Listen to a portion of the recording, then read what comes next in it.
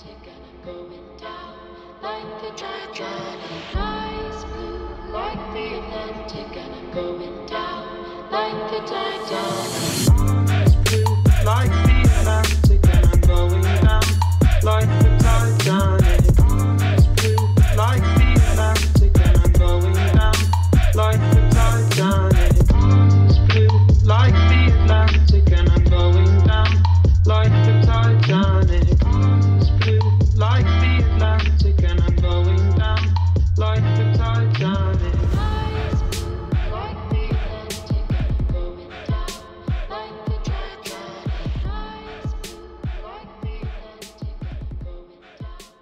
Assalamualaikum warahmatullahi wabarakatuh. Perkenalkan, saya Rana Ayu Andila dan rekan Saya Sinta Bella. Di sini kami akan menjelaskan tentang Privatisasi BUMN. Just keep on watching, guys. Pertama-tama saya akan menjelaskan tentang pengertian BUMN. Berdasarkan pasal 1 angka 1 Undang-Undang Nomor 19 Tahun 2003 tentang Badan Usaha Milik Negara, BUMN adalah badan usaha yang seluruh atau sebagian besar modalnya melalui penyertaan langsung dimiliki oleh negara berasal dari kekayaan negara yang dipisahkan. maksud dan tujuan pendirian BUMN adalah yang pertama, memberikan sumbangan bagi perkembangan perekonomian nasional pada umumnya dan penerimaan negara pada khususnya. Yang kedua, mengejar keuntungan sebagaimana sifat perseroan terbatas pada umumnya. Dan yang ketiga, menyelenggarakan kemanfaatan umum berupa penyediaan barang dan jasa yang bermutu tinggi dan menandai bagi pemenuhan hajat hidup masyarakat secara luas. Adapun organ BUMN Persero pada dasarnya sama dengan yang diatur pada Undang-Undang Perseroan Terbatas, yang terdiri dari yang pertama pemegang saham atau rapat RUPS, yang kedua direksi, dan yang ketiga komisaris.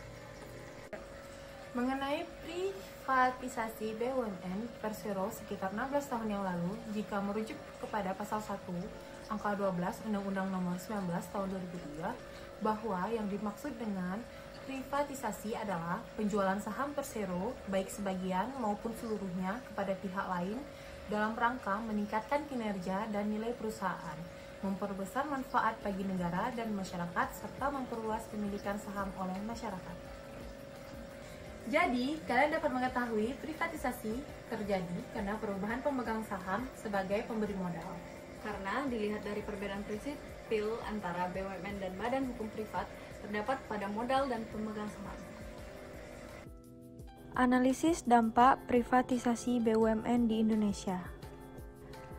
Dampak kebijakan privatisasi BUMN jelas terlihat pada perubahan kebijakan pemerintah dan kontrol regulasi, di mana dapat dikatakan sebagai sarana transisi menuju pasar bebas, aktivitas ekonomi akan lebih terbuka menuju kekuatan pasar yang lebih kompetitif. Dengan adanya jaminan tidak ada hambatan dalam kompetisi, baik berupa aturan, regulasi, maupun subsidi. Kebijakan privatisasi dikaitkan dengan kebijakan eksternal yang penting seperti tarif, tingkat nilai tukar, dan regulasi bagi investor asing. Juga menyangkut kebijakan domestik antara lain keadaan pasar keuangan, termasuk akses modal, penerapan pajak dan regulasi yang adil, dan kepastian hukum serta arbitrase untuk mengantisipasi kemungkinan munculnya kasus perselisihan bisnis. Privatisasi BUMN di Indonesia mulai dicanangkan pemerintah sejak tahun 1980-an. BUMN yang telah diprivatisasikan seperti PT Telkom, PT Perusahaan Gas Negara, PT Bank Mandiri, PT Bank BNI, PT Indosat, PT Aneka Tambang, dan PT Semen Gresik ternyata mampu memberikan kontribusi yang signifikan terhadap likuiditas dan pergerakan pasar modal. Kondisi ini membuat semakin kuatnya dorongan untuk melakukan privatisasi secara lebih luas kepada BUMN lainnya. Selain itu, metode privatisasi yang dilakukan pemerintah pun kebanyakan masih berbentuk penjualan saham kepada pihak swasta. Hal ini menyebabkan uang yang diperoleh dari hasil penjualan saham-saham BUMN tersebut masuk ke tangan pemerintah, bukannya masuk ke dalam BUMN untuk digunakan sebagai tambahan pendanaan dalam rangka mengembangkan usahanya. Bagi pemerintah, hal ini berdampak cukup menguntungkan karena pemerintah memperoleh pendapatan penjualan sahamnya. Namun, sebenarnya bagi BUMN hal ini kurang menguntungkan. Karena dengan kepemilikan baru, tentunya mereka dituntut untuk melakukan berbagai perubahan. Namun, perubahan tersebut kurang diimbangi tambahan dana segar yang cukup. Sebagian besar hanya berasal dari kegiatan-kegiatan operasionalnya, yang sebenarnya didapatkan dengan kurang efisien. Dan yang terakhir, dari segi politis, masih banyak pihak yang kontra terhadap kebijakan privatisasi saham kepada pihak asing ini. Pasalnya, kebijakan ini dinilai tidak sesuai dengan prinsip-prinsip nasionalisme. Privatisasi kepada pihak asing dinilai akan menyebabkan terbangnya keuntungan BUMN kepada pihak asing, bukannya kembali kepada rakyat Indonesia.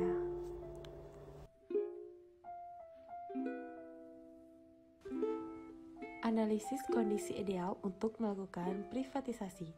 Sebelum melakukan privatisasi, pilihan model privatisasi mana yang sesuai dengan iklim perekonomian, politik, dan sosial budaya Indonesia haruslah mempertimbangkan faktor-faktor seperti yang pertama, ukuran nilai privatisasi, yang kedua, kondisi kesehatan keuangan 3 tahun terakhir, yang ketiga, waktu yang tersedia bagi BUMN untuk melakukan privatisasi, yang keempat, kondisi pasar, yang kelima, status perusahaan, apakah telah go publik atau belum, dan yang keenam, rencana jangka panjang masing-masing BUMN.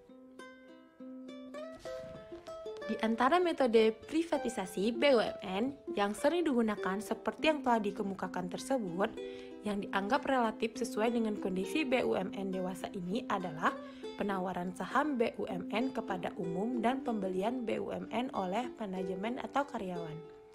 Pasalnya, dengan metode penjualan saham BUMN kepada pihak swasta tertentu, berarti akan ada pemusatan kepemilikan pada satu atau sekelompok pihak swasta saja.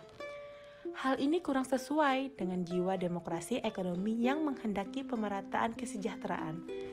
Selain itu, pemusatan kepemilikan pada satu atau sekelompok pihak atas BUMN akan sangat berbahaya jika pihak yang bersangkutan mengeksploitisir BUMN untuk kepentingan keuntungan semata. Landasan hukum privatisasi juga harus kuat, sehingga saat sebuah BUMN diprivatisasi tidak akan ada lagi kontroversi yang sifatnya merugikan. Sedangkan dari segi politis harus ada kesepahaman antara segenap rakyat, pemerintah, dan para pengambil kebijakan publik, sehingga semuanya sepakat bahwa privatisasi akan membawa dampak positif bagi kesejahteraan rakyat, sehingga kebijakan privatisasi pun didukung oleh semua pihak. Akhirnya, bagi rakyat Indonesia, keberhasilan privatisasi BUMN akan memperbaiki dan meningkatkan kesejahteraan rakyat, karena BUMN sebagai pengelola bidang-bidang usaha vital dapat lebih memanfaatkan sumber daya vital tersebut untuk sebaik-baik kemakmuran rakyat seperti yang tercantum pada pasal 33 Undang-Undang Dasar tahun 1945. Sekian penjelasan dari kelompok kami tentang privatisasi BUMN, semoga bermanfaat. Wassalamualaikum warahmatullahi wabarakatuh.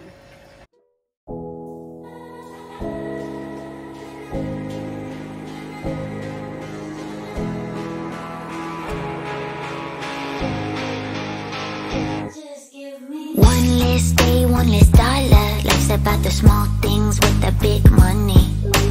We're okay, slowly dying, tryna buy that love like tears in a Ferrari. 5-star everything, flashlights everywhere, first class, brand name, no, don't need it.